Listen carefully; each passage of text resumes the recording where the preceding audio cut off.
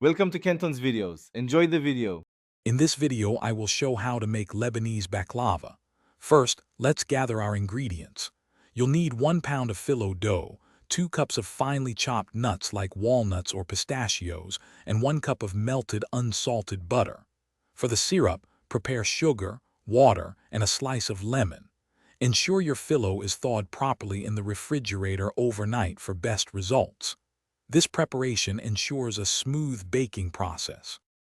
Now let's assemble our baklava.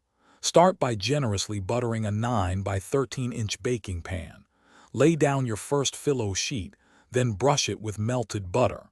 Repeat this process for 10 sheets, ensuring each layer is well buttered.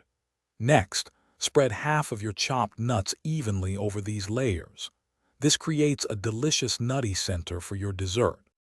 Continue layering by placing 10 more buttered phyllo sheets over the first nut layer. Then, spread the remaining half of your chopped nuts. Finish with the final 10 phyllo sheets, buttering each one thoroughly. Before baking, carefully cut the baklava into your desired diamond or square shapes.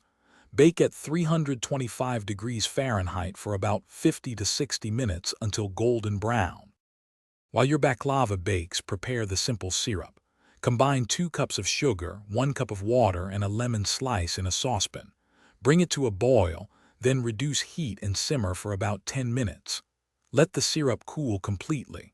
Once the baklava is out of the oven and still hot, immediately pour the cool syrup evenly over it.